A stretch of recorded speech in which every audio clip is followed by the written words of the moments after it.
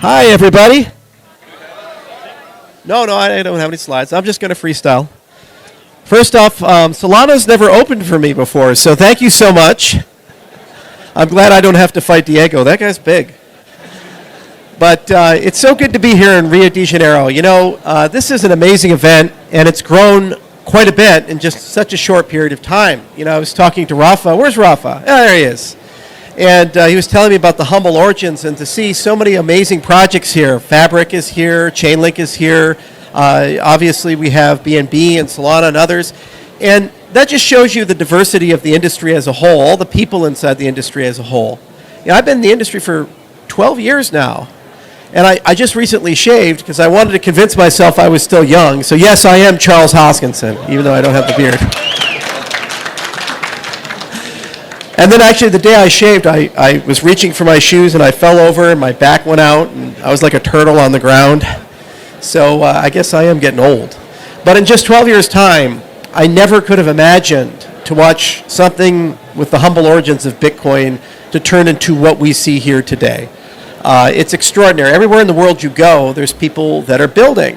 And why are they building? They're building because they want to fundamentally change the economic, political, and social systems of the world. Everywhere you look, there's a problem. Problem with voting systems, problem with sound money, problem with social networks, problem with AI, problem with this, that, and the other. And are you happy? No. You want to change it. And normally how you change things is you have some form of a political change. You go and vote somebody out, you put a new person in, you have a revolution, you start a company, make some money, take over a product, but seldom is change permanent, and even if it is, it's a change for some but not for all. And the magic of the cryptocurrency and blockchain industry, regardless of where in it you happen to sit, the ethos of it is change for all and can't be evil instead of don't be evil. And so what I wanted to talk today about was to go through the generations and say that we're in the beginning of, I would argue, one of the last generations of cryptocurrency before we have mainstream adoption. We're right actually at the cusp of it.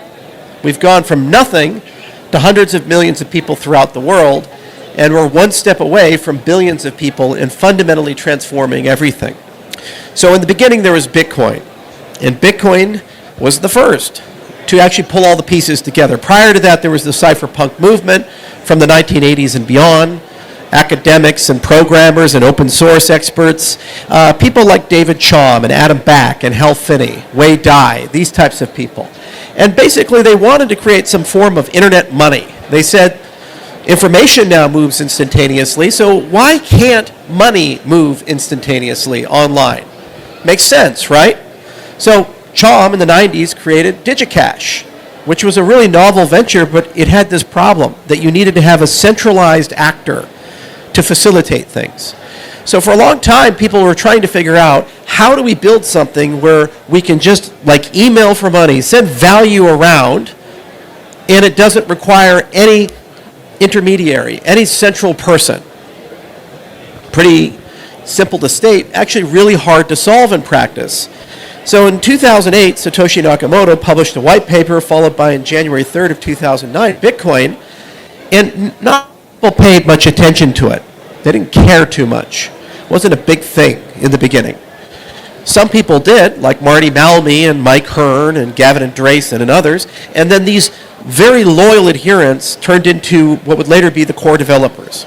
And for years and years and years, Bitcoin kind of was a fun little side thing. I remember the olden days. We would trade Bitcoins on spreadsheet. You would violate the EULA with PayPal and send PayPal transaction to Mt. Gox and buy some stuff. It was a pretty fun time that was very lighthearted, and everybody was in it for the technology because there was no money. We know this because the first conference I went to in San Jose, they didn't give us free coffee. You had to pay for it yourself. Then around 2013, we said, you know, we like the concepts, but we would like programmability with these concepts. So programmability was like when JavaScript came to the web browser. In the early 90s and all the way up to the 2000s, the issue was that everything was kind of static. It wasn't interactive. So you could build pretty websites, but you couldn't interact with those websites. Then what happened? JavaScript comes, programmability comes, and then suddenly you have Amazon and Facebook and you have YouTube and you have all these amazing things. So analogously, I don't want to have a cryptocurrency that's blind, deaf, and dumb. I want to have a cryptocurrency that talks to things, works with things. I want to be able to program my transactions. So this was the dawn of smart contracts. This is what Ethereum brought in, the second generation. And the magic of the second generation was that suddenly you could issue assets. You could have DeFi. You could have NFTs. You could have all these amazing concepts and ideas like DAOs for the first time ever. And instead of having to build an entirely new cryptocurrency for each of these concepts, like Namecoin, for example, a fork of Bitcoin for a DNS system, or Mastercoin to issue an asset, you could just simply do all of it from one system. Then around 2015, we started talking about the third generation. We said, we like the decentralization. We like this tokenomics thing. It's pretty cool. It's pretty interesting. We like programmability, but you know what? We're missing something. We would like to do this really quickly and fast, so we need scalability. Very simple to understand and hard to achieve. We'd like that as users join, we have enough resources for all of them. Fair enough. We want interoperability. There's over 10,000 blockchain systems. There's all these legacy systems. There's all these things going around. Okay, fair enough. We want them all to talk to each other. The Wi-Fi moment, the Bluetooth moment, it all just works. And if they're big projects that have your money and your identity, your entire financial life, we would like to have some notion of governance. How do they change? How do they evolve as people use them? And these are hard questions, and we term this the third generation of cryptocurrencies. And for a long time, the last 9 years, we as an industry have been chasing that. Some projects like Solana, for example, have focused an enormous amount of effort on scalability. And now they're moving into interoperability, into governance. Other projects focused an enormous amount on governance, like Polkadot and Tezos, for example. Other projects have tried to upgrade to become some variant of third generation. Ethereum is currently on this path. People are attempting to graft on with BitVM, Bitcoin, some capabilities to add programmability and scalability, and some new ways of handling governance. Cardano, we tried to be a balance of all of these things. But there's a fourth generation, and this is a barrier. It's kind of the meta. So let's talk about that today, because you've all heard third generation for a while now. It's been about 9 years of that. The fourth generation is the last mile in that, what do we hear again and again? I was just on a panel with the Hyperledger Fabric people, the Hyperledger Foundation. And there they said, hey, BCG said that the tokenization of real-world assets by 2030 is going to add $16 trillion of value to the blockchain industry. 16 trillion. That's a lot of money. I don't care who you are. Okay. Then people talk about securities. People talk about regulation. People talk about DAOs and businesses and countries running on a blockchain. The challenge is some stuff. What are you missing? You're missing identity. Legacy financial world, everything you do has your name on it, implicitly or explicitly. You have a bank account, you have a PayPal account, you have a Pix account. There's something you have. You've gone through a compliance step. You've done KYC, AML, knowingly or unknowingly.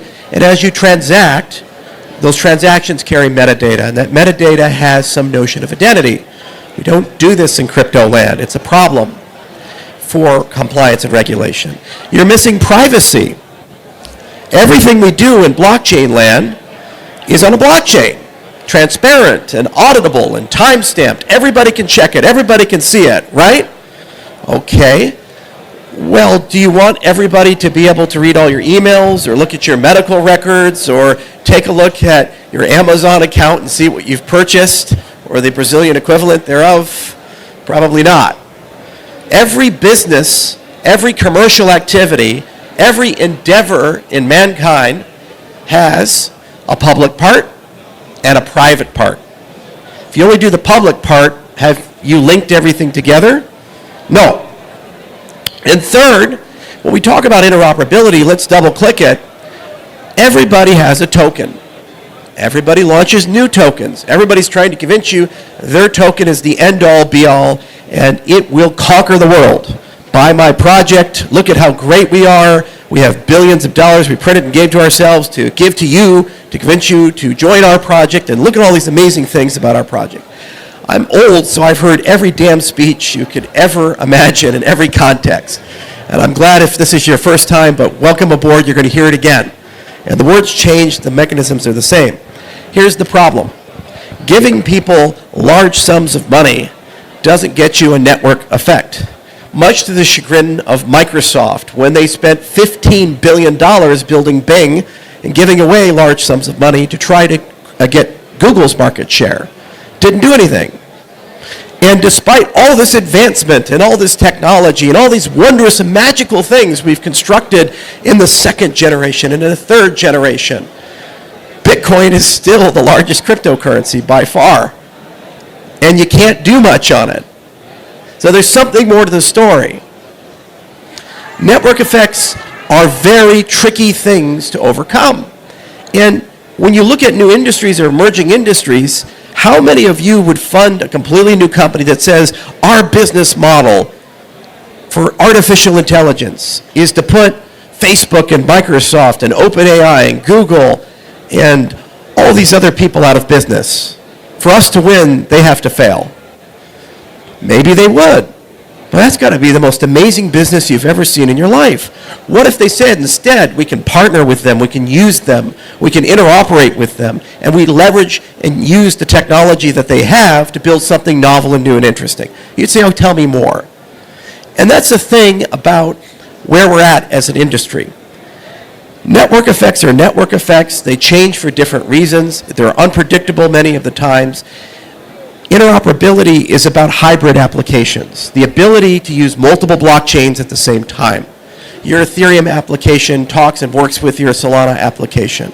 Your Solana application works and talks with your Ripple application. Your Ripple application talks to your Cardano application. The challenge is that tokenomics in the legacy sense make it very difficult in practice to do this. Because not only have we created these silos as an industry, what have we done? We've created financial incentives for people to live within the silos. You have this token, they have this token. If somebody adopts this and uses this, they don't play nicely with each other. So in essence, the fourth generation is about a merger of these three concepts. We admit we need to figure out and come to terms with identity. We admit that we need to figure out something about privacy, and we need to do something about interoperability to the extent that we need to solve the financial incentives to work together. So, about 6 years ago, I was in Israel, in Tel Aviv, and we were at Eurocrypt, first time they held it there. It was a lot of fun. Those guys like to drink. And we were at a bar at about 1 o'clock in the morning, and we said, you know what we should do? Let's build one of those privacy coins. That would be a lot of fun. And it made perfect sense at the time because we were very drunk. And we said, you know, in 2 years we'll have it all figured out, we'll have it all done. That was the beginning of midnight. All good things usually involve some form of alcohol at some point. All bad things usually involve some form of alcohol at some point. So anyway, we underestimated, true to form, when have I ever made a deadline? We underestimated how complex and how long it would take and how much effort would it take. But what we did with the Midnight Project is we pulled those pieces together. The first thing that we were really curious about is it possible to combine multiple consensus algorithms together? You have proof of work. Bitcoin maxis love it. They believe in it. They worship it. Every night they go to bed and they kiss their miner and pray to it. You have proof of stake. Okay, well, what the hell do we mean by proof of stake? There's Vitalik's proof of stake. There's Solana's proof of stake. There's Cardano's proof of stake. There's a lot of different flavors of that rainbow, and they have different guarantees and performance and liveness and safety and all kinds of things. You have exotic protocols, like variants of BFT protocols that have strange ways of finding quorums. You have proof of storage and proof of network and all kinds of things. These are, abstractly speaking, what we like to call resource-based systems. So the resource is the proof of X, whatever you care about. So what if you could create a consensus protocol where you could put all of them together if you wanted to? and pay rewards to each and every one of them. We thought about this, and I said, let's write a paper. So we put a team of people together at Princeton, UIUC, and some of our people at University of Edinburgh, and we wrote Minotaur. Some of the co-authors actually went on to create EigenLayer over in the Ethereum space from it. But basically, it created a model that allowed us to combine multiple consensus protocols together. Why would you do that? Well, that means you can create a meta-currency, a meta-cryptocurrency, where you could pay the validators of multiple networks at the same time to secure your network. What does that mean? Everybody has an incentive to care because they get your tokens too.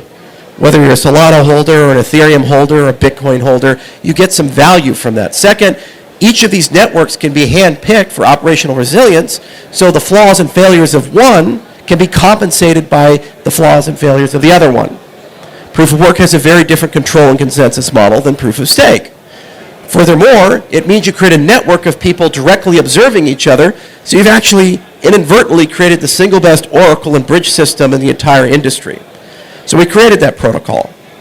Then we thought a lot about the identity problem. We said, what is the issue with identity? Well, the issue with identity is that first, you have many versions of them. Second, you have disclosure regimes. Third, you have standards problems.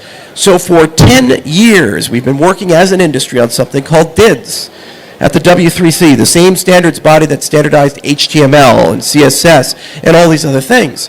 And they created this concept of self-sovereign identity.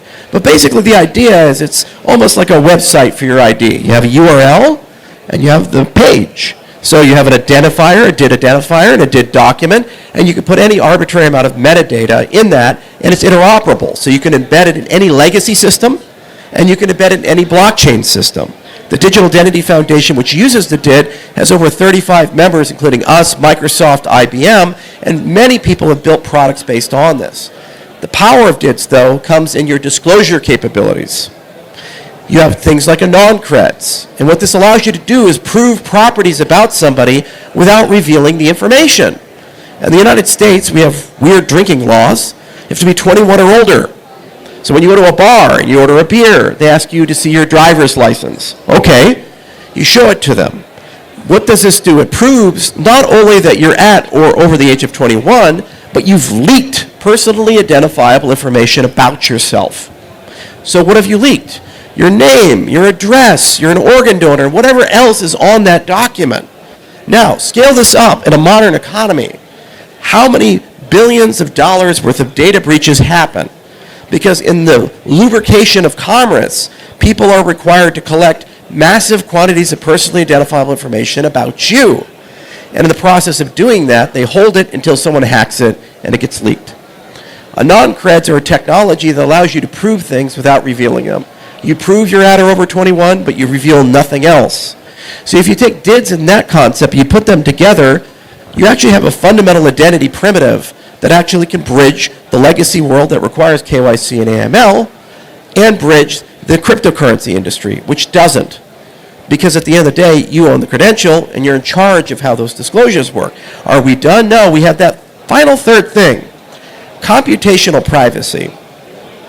This is a super hard concept, and it's in a broader field of programming language theory called verified computation.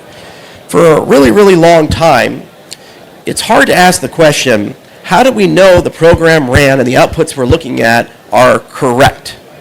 So let's say you've executed something for a really, really long time, you've done all this work, and the answer comes up to be always 42, the meaning of life. How do we know the computer actually gave us the right answer? Can we verify it or not? So there's a subfield, zero-knowledge cryptography, which has many things to say about how to answer that. We care about it in the cryptocurrency space because we use this technique and technology to prove properties about programs and outputs without necessarily revealing the program itself. And by extension, you can, in this model, embed privacy. So we were really curious, how do we go from the particular, which is for a specific application, like a ZK compression algorithm or a supply chain system, or keeping your money private like Zcash does or Monero does, to a general purpose system where it's programmable, where you can actually take out some TypeScript and write a program and push it through. So that was a really fascinating question, and it turned out there's a way to do it. We wrote a paper called Kachina years ago, and we put that into Midnight as well. Now, what's super cool is when you put these three things together, multi-resource consensus, computational privacy, and identity, you start getting some incredible emergent properties. You get the ability to finally, for the first time ever, talk about the API economy, where people can pay in any cryptocurrency they want to pay in. They can build on any cryptocurrency they want to build on, and then when they decide to go into regulated business, when they decide to go from one geography to another geography, they can write an application specifically for those needs and automate most of it without necessarily violating the privacy of their users and without necessarily violating the ethos of the cryptocurrency industry as a whole. This is, in essence, the last mile, because every security requires broker-dealers, disclosure regimes, regulated actors. Every real-world asset has somebody who holds that real-world asset. You can't take land and put it in a blockchain. You can't take a gold bar and put it in a blockchain. You can't take real assets and guarantee 100% that what's on ledger is going to reflect what's in custody. It's not possible. It's a physical gap. So, if you have these types of systems, what they allow you to do is to build hierarchies of disclosure and control to merge the permission systems, the centralized systems, governance systems, and decentralized systems all into one web. And you know what we call that? The modern economy. That's what it is. That's what it is. When you take a look at how business is done, no matter if it's a complicated trade finance, multilateral deal with ExxonMobil and Paribas and others coming together and saying, hey, let's go do oil, billions and billions of dollars worth of barrels and offshore rigs and all these things, multi-currencies, all the way down to I just want to buy something off of Etsy made in Ukraine by a single person, and I'm trying to figure out a way to pay them. Every single one of those things is encapsulated in this workflow. That's the magic of it. It turns out this is harder said than done, which is why we spent 6 years thinking about it, building it, and really figuring out ways to put this together. And also, it requires us to evolve a little bit as an industry in terms of our mentality. We enjoy, believe me, I am the one who enjoys more than anybody else taking professional jabs at each other. You know, and it's fun. It's like sports teams. It's like the Denver Broncos versus Kansas City or Argentina versus Brazil. We enjoy the rivalries. We enjoy these things. But the reality is, no consumer in the world gives a damn if something is running on Bitcoin, Ethereum, Solana, or Cardano. I've been walking around, guys, for 12 years. I've never met a normal person who's sitting at the bar saying, hey, that cryptocurrency stuff is great, but I'm only going to ever use applications on Ethereum. They don't even know what crypto is. Does anybody have preference on how your power is generated? When you look at your electric outlet, you're like, is that coal power coming out of that, or is that wind power? I'm only going to plug it in if it's wind power, right? Can you even ask? The vast majority of protocols that you look at, whether it be TCP/IP or anything in the entire stack that is the internet, the vast majority of these things are completely hidden to the user. How can we say we're going to get to billions of people? How can we say we're going to wire 100-plus governments together and move trillions of dollars every single day if the customer has to care about the underlying technology and understand it? You can't. You have to make it seamless. You have to make it friction-free. You have to make it elegant. You have to make sure it never fails. And that's the last mile. And for these things to work, you have to start talking in adult, realistic terms about estate planning, account recovery. You have to talk about levels of control, disclosure, all these things. You know why? Because we're all young. We all started young. But what happens when you die? Where does your wallet go? When you get in an accident, you get cancer. I grew up with Hal Finney. He was an amazing man, a wonderful guy. He's dead. He died of ALS. And his family almost lost access to his Bitcoin. He was one of the guys who was a core developer. So what happens with the next generation? What happens for estate planning, taxes? What about disclosures? What do you want to disclose? To whom do you want to disclose it? You have businesses. Maybe disclosing how much you make and what you do is beneficial to you. You're looking for a loan. You're looking to start a business. You're looking to prove to a venture capitalist that you're an expert in something. Wouldn't you like to be in the driver's seat for these things? In modern business, you have this ability, and our industry has to add this ability in some form or fashion. And that's why I call it the fourth generation, because it is the generation that ties all the blockchains together. It's the generation that connects everything together. And it's the generation that gets us to stop fighting each other. I'm truly tired of the tribalism and the factions. And case in point, we have the Polkadot people here somewhere. Is anybody in the audience a Polkadot person? Come on, there's at least one. Don't be shy. All right, well, go to their booth and tell them I'm talking about them. Midnight, we didn't build on Cardano infrastructure. We started with Parity Substrate as the base. I'm the most do it with formal methods and Haskell. I mean, the guy who invented the Haskell programming language is right there. So, that's Professor Phil Wadler. He was on the original team that created Haskell. He also created the first online computer game, by the way. He worked at the lab that created the internet with Vint Cerf, and he used it to test the internet. He's a fellow in the Royal Society, too. We got good people in this audience, you know? You didn't know that, did you? But I love these things, I truly do. But if you believe in interoperability, and you believe in diversity, and you believe in connecting things together, you can't just use one technology. You can't. You have to hybridize things. You have to pull things together. Not every single thing that Solana does is a bad idea. There's actually good ideas there, just like Tezos, and just like Polkadot, and just like Ethereum, and just like Bitcoin. Bitcoin alone gave us so many ideas. UTXO became extended UTXO. Color coins became the Cardano native asset standard. All these ideas in the beginning about how to put smart contracts on Bitcoin influenced our thinking when we created Plutus to put smart contracts on Cardano. Now, you modify them, you change them, but that's the point of open source. That's the point of these environments. And working together means we learn from each other, we build from each other.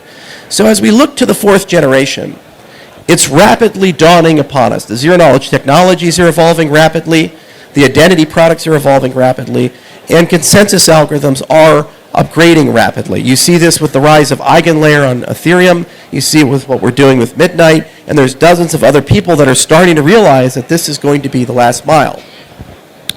I will caution you that the most important thing to remember when you embrace a new generation is not to lose the lessons of the prior generations. When we talk about the third generation, scalability is still important. No one disagrees with that because they like better, faster, cheaper. They have pretty slides about how many TPS they have. Interoperability, we've just covered this a lot. Yes, of course it's important.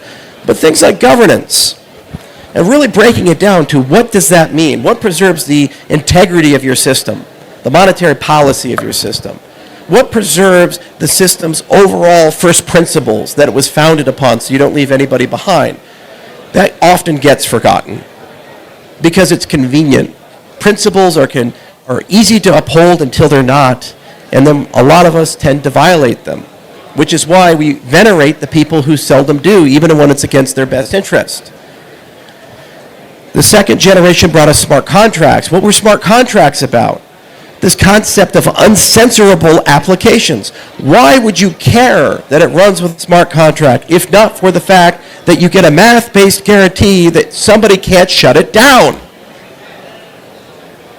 Why not just run on Amazon? Why not just run on Azure or any of these types of things, right? Because it's cheaper, it's faster. Believe me, it's really easy to use Amazon Web Services, okay?